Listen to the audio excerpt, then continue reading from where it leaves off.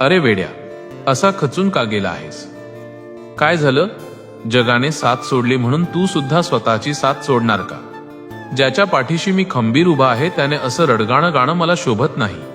आज हे शब्द नीट ऐक, कारण तू इथे योगायोगाने आला नाहीस, तुला मी बोलावले आहे. हे 2 मिनिटं तुझं आयुष्य बदलणार आहेत. फक्त शांत चित्ताने ऐक. तुला काय वाटतं, तू एकटा आहेस? जेव्हा तुला वाटतं की कोणीच तुझं ऐकून घेणार नाहीये, तेव्हा तू डोळे मिटून पहा. मी तुझ्या अगदी जवळ असतो. तुझ्या मनातली ती घालमेल, अंतर्मनाचा तो आक्रोश आणि तुझी ती अगतिकता, मी सर्व काही पाहतोय.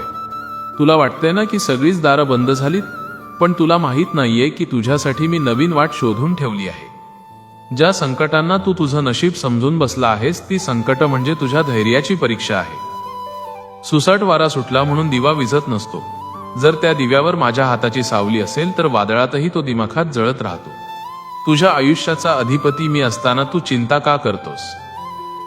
तुझ्या मनात जे चाललंय, जो प्रश्न तुला सतत सतावतोय, त्याचं उत्तर द्यायलाच मी आज इथे आलोय. लोकांनी तुला नाकारलं, चांगलंच झालं, कारण आता तुला माणसांची नाही तर फक्त माझी गरज आहे हे तुला उमजलं असेल. तुझ्या वाट्याला आलेलं दुःख ही माझी तुला दिलेली ताकीद आहे की सावर वेड्या, ही वेळ रडण्याची नाही तर लढण्याची आहे. लोक तुला नावं ठेवतील, तुला कमी लेखतील, पण लक्षात ठेव, तुझा न्यायनिवाडा मी करणार आहे, हे जग नाही. तुझ्या कर्माचा हिशोब माझ्याकडे आहे. जे गेलं आहे त्यापेक्षा श्रेष्ठ मी तुला देणार आहे. फक्त थोडा सबुरीचा दम धर. तुला जे हवंय ते कधी द्यायचं आणि कसं द्यायचं हे माझ्यावर सोडून दे.